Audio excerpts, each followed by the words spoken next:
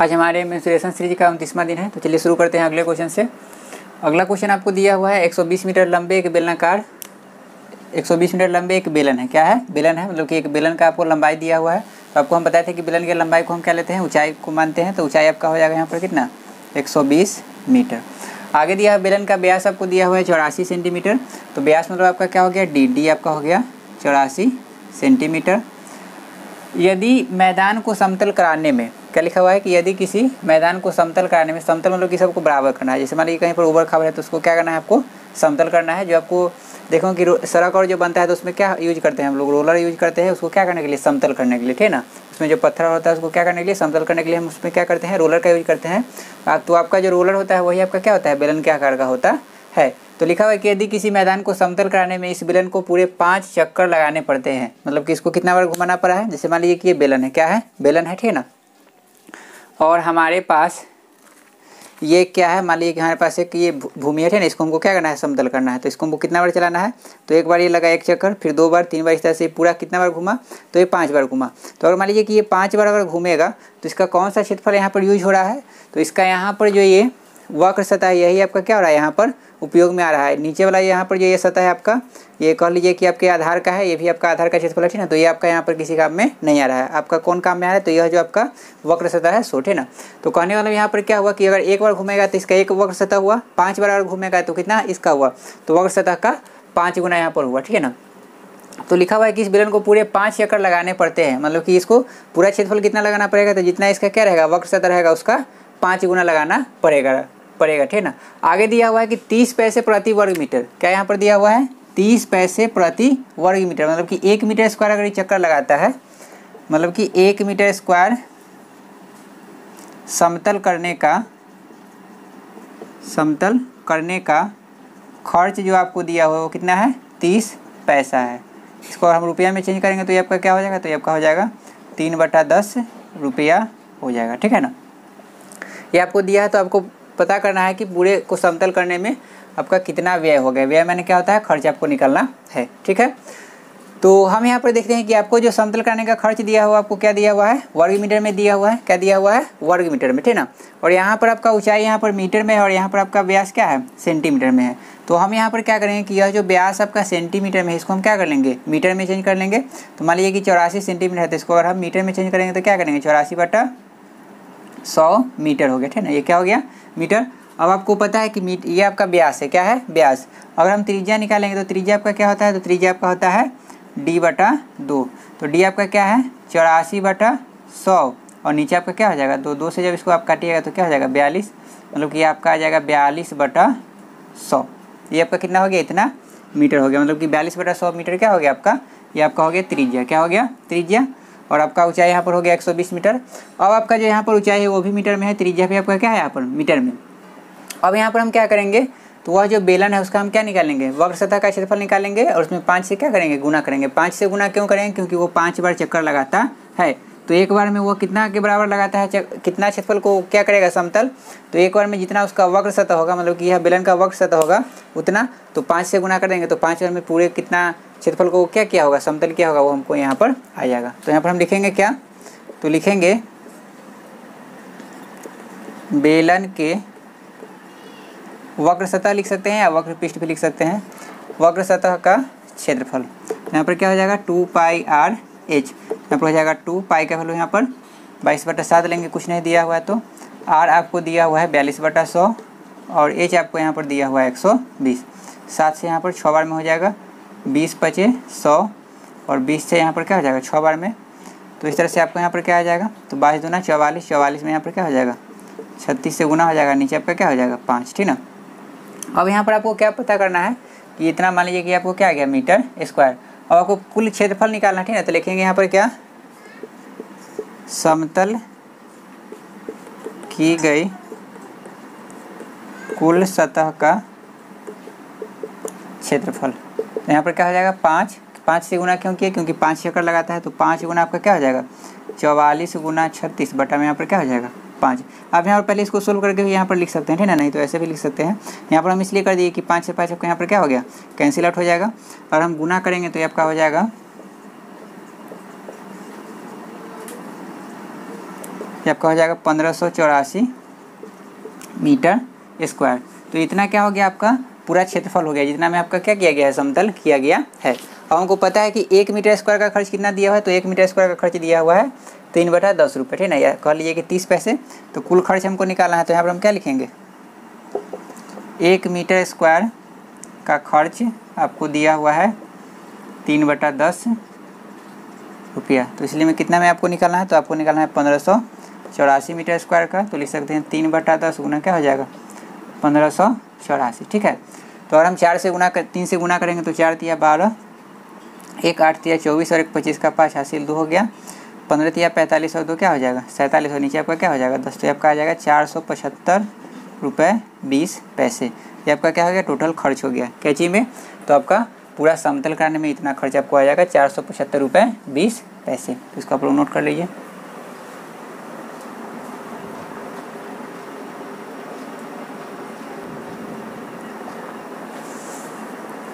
अगला क्वेश्चन आपको दिया हुआ है, एक पाउडर के डिब्बे का आधार वर्गाकार, मतलब पाउडर है, कुछ कोई भी चीज़ का पाउडर हो सकता है, दूध का पाउडर हो सकता है या पाउडर लगाने वाला हो सकता है ना। तो आपका यहाँ पर मतलब है पाउडर से, ठीक है। तो पाउडर के डिब्बे का आधार आपको दिया हुआ है वर्गाकार। तो आधार वर्गाकार है, इसका मतलब क्या होगा कि लंबाई और चौड़ाई आपका क्या होगा, बराबर होगा, ठीक है ना। जिसकी प्रत्येक भुजा आपको दिया हुआ है 8 सेंटीमीटर, ठीक है ना। तो ये आपका हो जाएगा लंबाई और चौड़ाई दोनों आपका बराबर हो जाएगा, क्यों, क्योंकि आधार वर्गाकार है और ये आपको दिया हुआ है 8 सेंटीमीटर के बराबर, ठीक है। आगे लिखा हुआ है डिब्बे की ऊंचाई। तो डिब्बे की ऊंचाई का मतलब हुआ कि जैसे मान लीजिए कोई आपके पास एक आयताकार डिब्बा है या घनाभ के आकार का डिब्बा है, तो उसमें जो खाली जगह होगा जितना उसका ऊंचाई होता है उसी को हम क्या कहेंगे, यानी आपका जो ऊंचाई होगा, ठीक है ना। तो ये आपको दिया हुआ है 13 सेंटीमीटर। तो एच आपका हो गया कितना, 13 सेंटीमीटर, ठीक है। आगे दिया हुआ है कि एक अन्य डिब्बा है, मतलब कि एक दूसरा भी डिब्बा है। तो यह जो डिब्बा था आपका घनाभ के आकार का था, घनाभाकार ये आपका डिब्बा था। और एक डिब्बा आपको दिया है बेलनाकार, एक डिब्बा आपको क्या दिया हुआ है, बेलनाकार, मतलब बेलन के आकार का एक डिब्बा दिया हुआ है। तो एक अन्य डिब्बा बेलनाकार है जिसके आधार का व्यास आपको दिया हुआ है, आधार का व्यास मतलब कि आपको डी दिया हुआ है कितना, 14 सेंटीमीटर। तो आर आपका कितना हो जाएगा, इसका आधा कर देंगे तो यह क्या आ जाएगा 7 सेंटीमीटर। ऊंचाई आपको दिया हुआ है 15 सेंटीमीटर। तो एच आपका हो गया 15 सेंटीमीटर, ठीक है। तो क्वेश्चन में कह रहा है किस डिब्बे में पाउडर अधिक आएगा। तो आपको पता है कि किसी भी चीज़ में, जैसे मान लीजिए कोई हमारे पास डब्बा है या किसी तरह का कोई बर्तन है या कंटेनर, ठीक है, उसमें कोई चीज़ कितना आएगा। जैसे मान लीजिए हमारे पास एक ग्लास है, अगर बेलन के आकार का, ठीक है ना, तो उसमें अगर पूछे कि कितना पानी आएगा, तो जितना उसका क्या होगा आयतन होगा, जितना उसका क्षमता होगा, या कह सकते हैं कि जितना उसका क्या होगा धारिता होगा, उतना ही उसमें क्या होगा पानी आएगा। उसमें मान लीजिए कि दूसरा कुछ रखेंगे तो जितना उसका आयतन होगा उतना ही चीज़ उसमें हम क्या कर सकते हैं, भर सकते हैं या रख सकते हैं। उसी तरह से मान लीजिए कि आपके पास एक घनाभ के आकार का क्या है, कमरा है, ठीक है ना। तो आपसे पूछा है कि उस कमरे में कितना हवा आ सकता है, तो जितना उस कमरे का क्या होगा आयतन होगा उतना ही हवा उसमें क्या हो सकता है, आ सकता है। तो मतलब यहाँ पर क्या है आपको कि यहाँ पर आपको आयतन निकालना है। क्या निकालना है, आयतन। घनाभ के आकार का जो आपका डिब्बा है इसका आयतन निकालेंगे, बेलन के आकार का जो आपके पास डब्बा है उसका आयतन निकालेंगे, दोनों का आयतन निकालेंगे और देखेंगे कि जिसका आयतन ज़्यादा होगा उसमें हम क्या कर सकते हैं, ज़्यादा पाउडर रख सकते हैं, और जिसका आयतन कम होगा वन उसमें आपका कम पाउडर आएगा। उसके बाद लिखा हुआ है कि उसकी धारिता, तो धारिता माने होता है धारण करने का जो क्षमता होता है, धारिता माने आपका होता है आयतन। क्या होता है, आयतन कहिए, धारिता कहिए या क्षमता कहिए, ठीक ना, ये सब बात क्या होता है एक ही होता है, ठीक ना। तो धारिताओं का अंतर ज्ञात कीजिए, मतलब कि दोनों का आप क्या निकालिए, धारिता निकालिए मैंने आयतन निकालिए, और जो बड़ा आयतन होगा उसमें छोटा वाला आयतन क्या कीजिएगा, घटाइएगा, ठीक ना। और आगे आपको यहाँ पर एक चीज़ यहाँ पर मेंशन किया हुआ है कि डिब्बे की सतहों की मोटाई नगण्य है। मतलब कि डिब्बे की सतहों की मोटाई मतलब कि अगर मान लीजिए कागज़ का बना हुआ या प्लास्टिक का या किसी भी चीज़ का बना हुआ, ठीक ना, मतलब जिस मटेरियल का बना हुआ, ठीक ना, या हो सकता है कि दूसरे भी कोई धातु का भी बना हुआ हो सकता है ना। तो यहाँ पर लिखा है कि डिब्बे की सतहों की मोटाई नगण्य है, माने मोटाई बहुत क्या है, कम है। तो मोटाई नगण्य है, इसका मतलब ये हुआ है ना कि अगर मान लीजिए कि मोटाई होता है तो आयतन पर भी फर्क पड़ता है, ठीक ना। आगे बताएंगे कि अगर कोई आपका मान लीजिए कि बेलन इस तरह से जो आपका क्या है मोटा है, ठीक, तो उसका आयतन हम निकालते हैं तो उसका आयतन क्या होता है, अलग होता है, ठीक ना। तो मोटा उसके सतह का मोटाई होने से उसके आयतन पर क्या पड़ता है, फर्क पड़ता है, ठीक ना। इसलिए यहाँ पर लिखा हुआ है कि डिब्बे की सतहों का मोटाई क्या है, नगण्य, मतलब कि आपको ये मान के चलना है कि उसका जो सतह है वो बहुत ही क्या है, पतला है, बहुत ही कम है, ठीक है, मतलब थिकनेस उसमें बहुत ही कम है, ठीक है। तो हम यहाँ पर क्या करेंगे, पहले दोनों का आयतन निकालेंगे। तो इसका आयतन निकालेंगे तो हमको पता है कि घनाभ का आयतन निकालते हैं तो क्या होता है LBH। तो L आपका कितना है 8, B भी आपका है 8 और ये आपका है 13। तो ये आपका हो जाएगा 8 में 8 से गुना करेंगे 64, 64 में 13 से यहाँ पर गुना करेंगे। तो 64 में अगर हम 13 से गुना करेंगे तो ये आपका हो जाएगा 192 और ये आपका हो जाएगा 64। तो यहाँ पर हो गया 2 3 और यहाँ पर हो जाएगा आपका 8, मतलब ये आपका आ जाएगा 832 क्या आएगा सेंटीमीटर क्यूब। यहाँ पर देख लीजिए कि यूनिट सबका यहाँ पर सेम है, ठीक है ना। तो इसका आ गया 832 घन सेंटीमीटर, या कह सकते हैं कि सेंटीमीटर क्यूब। वही अगर हम बेलन की बात करेंगे तो यहाँ पर क्या होता है formula pi r square h. तो पाई का वैल्यू यहाँ पर हो जाएगा 22/7, कुछ नहीं दिया हुआ है तो आर स्क्वायर तो 7 × 7, क्योंकि आर कितना दिया हुआ है 7, तो 7 × 7 लिख देंगे। एच आपको दिया हुआ है 15, 7 से 7 यहाँ पर कट गया, 15 से क्या हो जाएगा 105 और गुना में क्या हो गया 22। तो 105 में अगर 2 से गुना करते हैं तो क्या होता है 210, तो यहाँ पर हो जाएगा 0 1 यहाँ पर हो गया तो 0 1 3, तो ये आपका आ जाएगा 2300, ये आपका हो गया 10 क्या हो गया सेंटीमीटर क्यूब। तो यहाँ से आप देख पा रहे हैं कि यहाँ पर जो आपका ये आयतन है ये आपका क्या है ज़्यादा है और ये आयतन आपका क्या है कम है। मैंने इसका मतलब क्या हुआ कि बेलनाकार जो आपका क्या है कंटेनर है, मतलब कि जो बेलनाकार डिब्बा है उसमें क्या होगा आपका पाउडर क्या आएगा अधिक आएगा। तो यहाँ पर हम क्या लिखेंगे, चूँकि बेलनाकार डिब्बे का आयतन अधिक है इसलिए बेलनाकार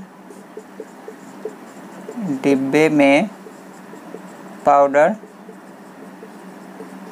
अधिक आएगा, ठीक है ना। तो ये तो हो गया पहला क्वेश्चन का आंसर कि बेलनाकार जो डिब्बा है उसमें क्या आएगा आपका पाउडर अधिक आएगा, ठीक है ना। पाउडर के अलावा दूसरा चीज़ भी यहाँ पर रह सकता था दिया, ठीक है ना। तो यहाँ पर पाउडर दिया हुआ है ना। सेकंड क्वेश्चन में आपको दिया हुआ है कि उसकी धारिताओं का अंतर ज्ञात कीजिए, ठीक है ना। तो धारिता का अंतर हम निकालेंगे तो क्या लिखेंगे, धारिता का अंतर बराबर क्या हो जाएगा, तो बेलन का आयतन, बेलन की धारिता लिख सकते हैं और बेलन की धारिता में से घटा देंगे क्या चीज़ का, तो आपका घनाभ की धारिता। घनाभ की धारिता या आप घनाभाकार बर्तन की भी धारिता लिख सकते हैं या डिब्बे की लिख सकते हैं, ठीक है ना। तो बेलन की धारिता आपको कितना है 2310 है और घनाभ की धारिता आपको कितना आया है 832। इसको हम क्या कर देंगे माइनस कर देंगे। अंतर मतलब होता है कि उसमें कितना का अंतर, मतलब कौन कितना ज़्यादा है। तो यहाँ पर घटाएंगे तो ये आपका हो जाएगा 8, यहाँ से आपका हो जाएगा कितना 7 और यहाँ से आपका हो जाएगा ये 4, यहाँ पर हो गया 1, मतलब कि कितना का अंतर है तो 100, मतलब कि 1478 घन सेंटीमीटर का क्या है अंतर है किस में, तो आपका जो घनाभाकार डिब्बा है और बेलनाकार डिब्बा है उसमें, ठीक है ना। मतलब कि बेलनाकार जो आपका डिब्बा है ना वह घनाभाकार डिब्बा से कितना अधिक है, तो 1478 घन सेंटीमीटर क्या है अधिक है। तो यही आ गया क्या धारिता का अंतर आ गया, ठीक है। तो इसको आप लोग नोट कीजिए।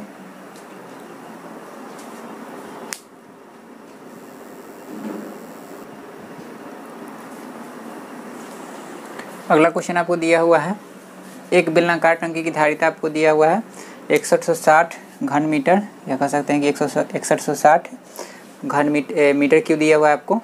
धारिता माने क्या होता है आयतन होता है, तो आयतन को हम लोग क्या लिखते हैं भी, तो भी आपको दिया हुआ है 6160 घन मीटर, ठीक है।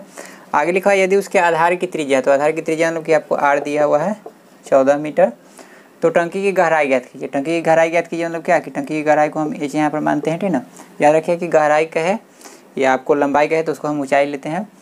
आपको आगे दिया है 2.80 प्रति वर्ग मीटर, प्रति वर्ग मीटर की दर से टंकी के आंतरिक, आंतरिक माने होता है अंदर का, क्या होता है आंतरिक माने होता है अंदर का, ठीक ना।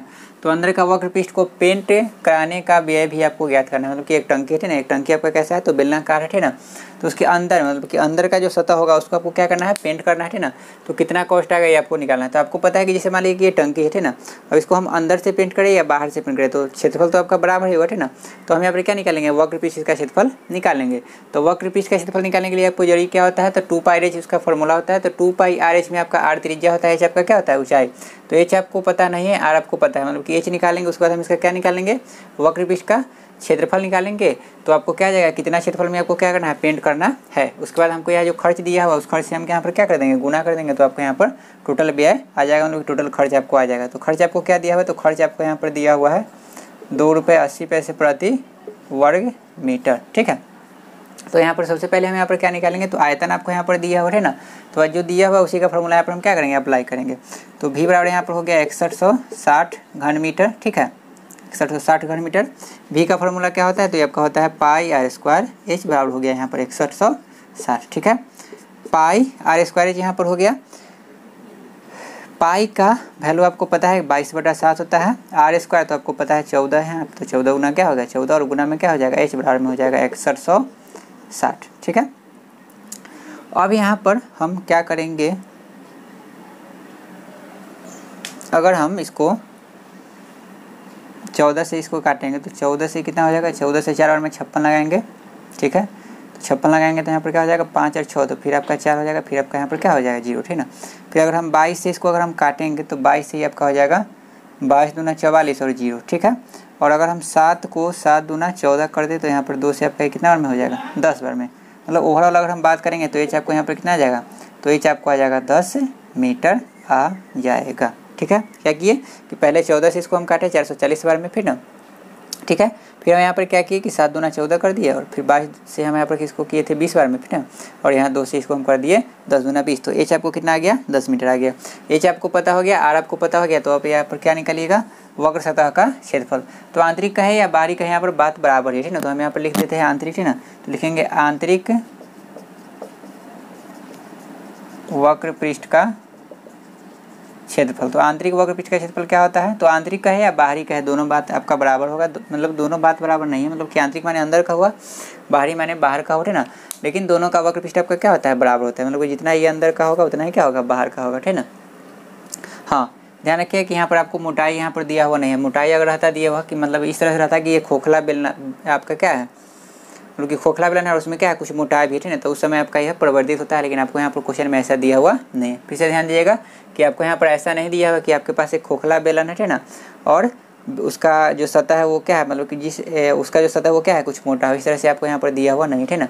अगर मान लीजिए कहता है कि आपका जो बेलन जिस धातु से बना हुआ है उसका मोटाई दिया हुआ है कुछ, ना, तो उस समय आपका आंतरिक वक्र पृष्ठ आपका क्या हो जाएगा, आपका वहाँ पर क्या हो जाएगा, नहीं आंतरिक वक्र पृष्ठ आपका चेंज नहीं होता है, आपका जो है क्या बदल जाएगा, तो आपका संपूर्ण पृष्ठ का क्षेत्रफल क्या होता है, बदल जाता है। आंतरिक वक्र पृष्ठ चाहे वो मोटा हो या आपका क्या हो, मोटा नहीं हो, उतना ही होता है। ठीक है ना, तो इसमें टेंशन लेने वाला बात नहीं है। ठीक है ना, ध्यान दीजिएगा कि जब आपको यहाँ पर खोखला होता है और आपका धातु रहता है, धातु का बना हुआ है, उस धातु का आपका क्या है मोटाई दिया हो, तो उस समय आपका क्या होता है वो परिवर्तित होता है। तो क्या परिवर्तित होता है, तो आपका संपूर्ण पृष्ठ का क्षेत्रफल आपका क्या होता है, परिवर्तित होता है। वो इसलिए कि आपका संपूर्ण पृष्ठ में हम क्या करते हैं, तीनों सतह लेते हैं। जैसे ये आपका एक सतह हो गया, ठीक है ना, ये आपका एक हो गया बेलन का सतह, एक हो गया ऊपर और एक होता है नीचे। ठीक है ना, तो उस समय आपका परिवर्तित होता है, यहाँ पर आपका ये परिवर्तित नहीं होगा। तो आंतरिक का है या आपको यहाँ पर कहा है कि अंदर से उसको पेंट करना है या बाहर से पेंट करना है, तो बात यहाँ पर बराबर ही लेंगे। ठीक है ना, तो आंतरिक वक्र पृष्ठ का जो क्षेत्रफल होता है आपका क्या हो जाएगा यहाँ पर, तो 2πr/h हो जाएगा, 2πr/h हो जाएगा। 2 पाई का वैल्यू यहाँ पर क्या हो गया 22/7, कुछ नहीं दिया हुआ तो 22/7 ही लेते हैं। त्रिज्या आपको यहाँ पर दिया हुआ था 14 और एच आपको यहाँ पर आया है 10, तो यहाँ पर क्या हो जाएगा 7 दूना 14, तो 22 दूना 44 दूना क्या हो जाएगा 88, 22 दूना 44 दूना यहाँ पर क्या हो गया 88, और यहाँ पर एक 0 हो गया। 880 सेंटीमीटर स्क्वायर पर आपको क्या करना है, पेंट करना है। ठीक है, आगे आपको यहाँ पर दिया हो कि जो 1 मीटर स्क्वायर का खर्च है, 1 मिनट सॉरी यहाँ पर मीटर स्क्वायर में आएगा, यहाँ पर आपका मीटर स्क्वायर में। ठीक है ना, क्योंकि सब दोनों डाटा आपको क्या चीज़ में दिया है, मीटर में दिया हुआ है। ठीक है ना, तो यहाँ पर हम लिखेंगे क्या, क्योंकि 1 मीटर स्क्वायर का खर्च कितना है, तो ये आपको दिया हुआ है 2.80 रुपये। ठीक है ना, तो आपको निकालना कितना का है 880 का, तो 880 से हम यहाँ पर क्या कर देंगे, गुना कर देंगे। तो 880 गुना 2.80, इसको हम क्या लिख सकते हैं, तो लिख सकते हैं 880 गुना 280, और बटा में क्या लिख सकते हैं 100 लिख सकते हैं। 100 क्यों, दशमलव के बदले यहाँ पर 1 हो गया, दशमलव के बाद 2 अंक है तो यहाँ पर 2 0, 1 0 यहाँ पर कट गया, 1 0 यहाँ पर कट गया। 88 में अगर हम 28 से गुना करेंगे, या 28 में कर लीजिए कि 88 से अगर हम गुना करेंगे तो 8 से 8 तो यहाँ पर 64 का 4 हासिल 6 हो गया, 2 8 16 और 6 यहाँ पर क्या हो जाएगा 22। तो फिर आपका यहाँ पर हो जाएगा क्या, फिर आपका यहाँ पर हो जाएगा 4 2 और यहाँ पर हो जाएगा 2, तो 4 6 4 2, मतलब कि 2464 रुपये आपका क्या आएगा टोटल खर्च आएगा। 2464 रुपये आपको टोटल खर्च लगेंगे कैंची कराने में, तो आपको जो पेंट कराना है उसमें इतना खर्च आएगा। तो इसको आप लोग नोट कर लीजिए।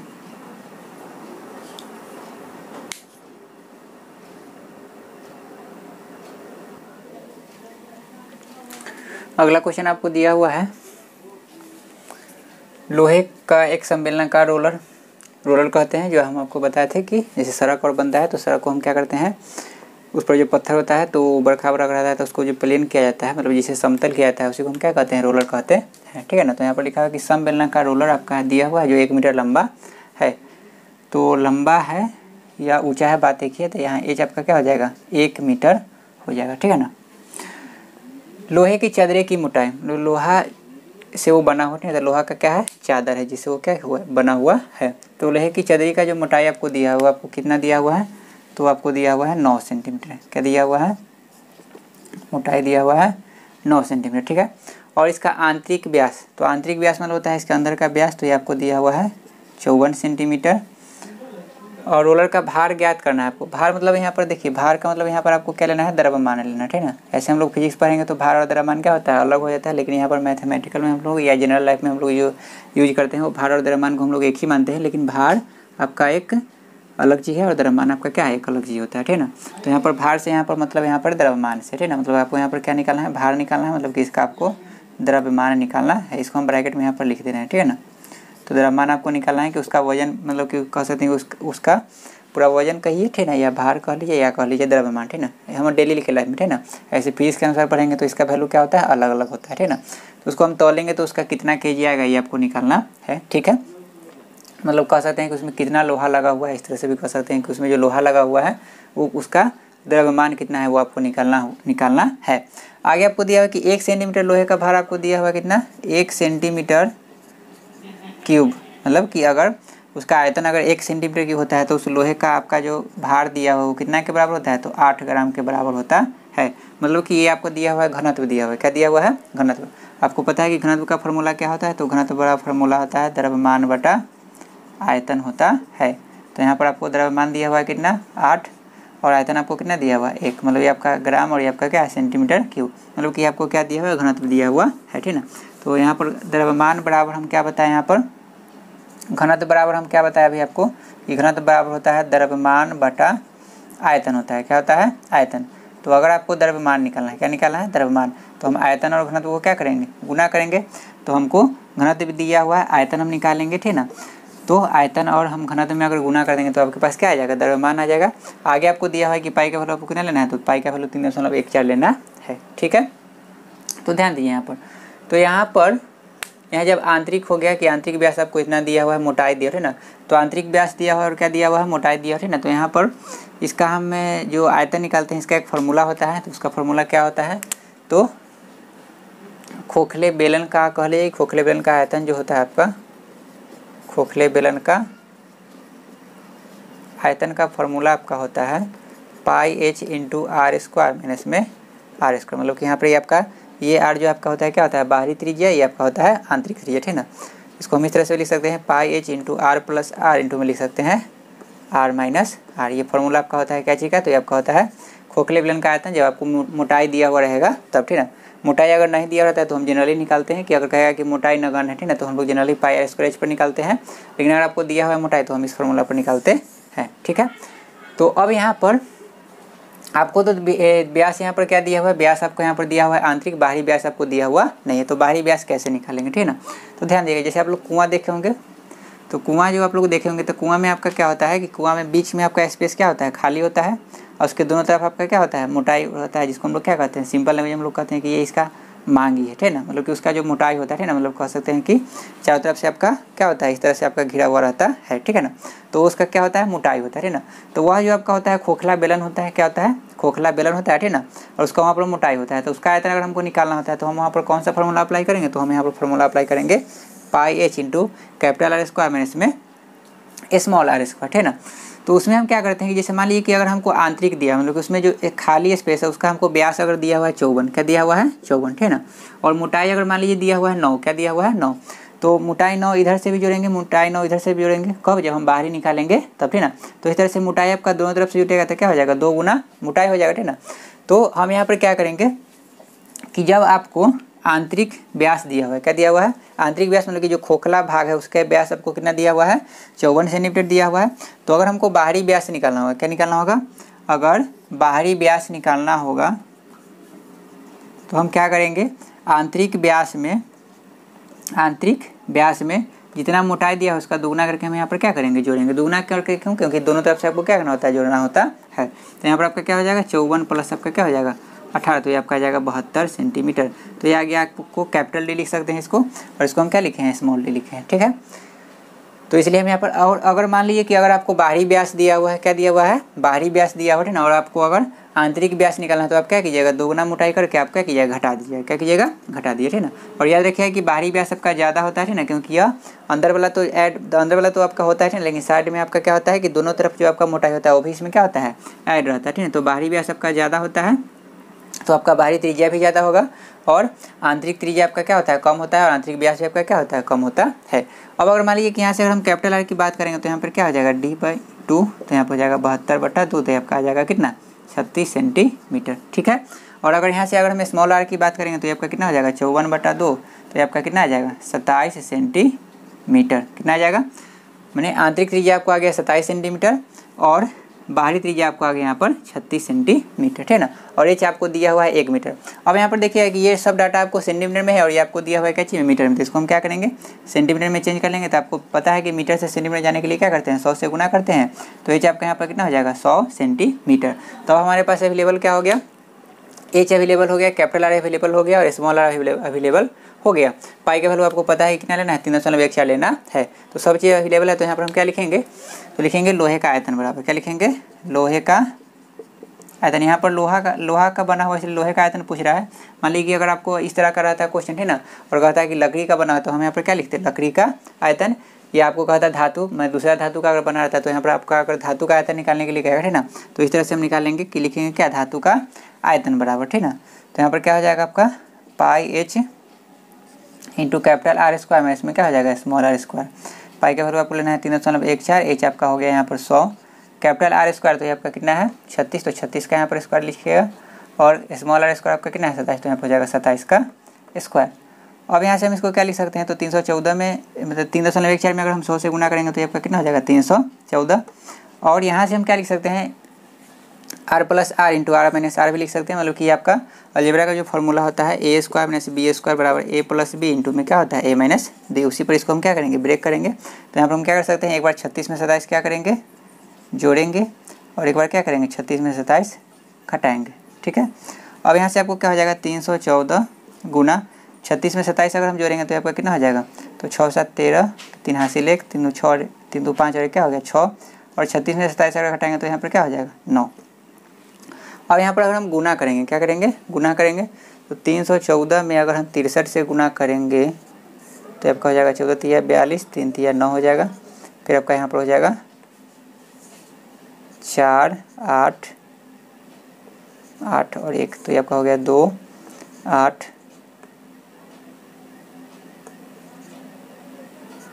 19,782, और फिर उसमें हम गुना करेंगे कितना से 9 से, 19,782 में हम गुना करेंगे कितना से 9 से, तो आपको हो जाएगा 8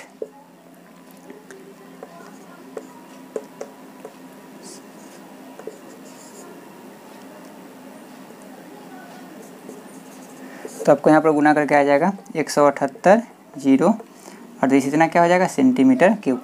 तो इतना जो आयतन है आपका ये क्या चीज़ का आयतन है, तो ये आपका आया लोहा का आयतन, क्या चीज़ का आयतन है लोहा का आयतन है, ठीक ना। अब ये आपको आयतन दिया हुआ है ना, और यहाँ पर आपको लिखा हुआ क्या है कि 1 सेंटीमीटर क्यूब जो है कितना के बराबर है, तो आपको 8 ग्राम के बराबर है, ठीक है ना। 1 सेंटीमीटर कितना के बराबर है 8 ग्राम के बराबर है, मतलब कि 1 सेंटीमीटर क्यूब लोहा का जो आयतन है, ठीक ना, मतलब 1 सेंटीमीटर लोहा अगर होगा उसका आयतन तो कितना के बराबर होगा, तो 8 ग्राम के बराबर होगा।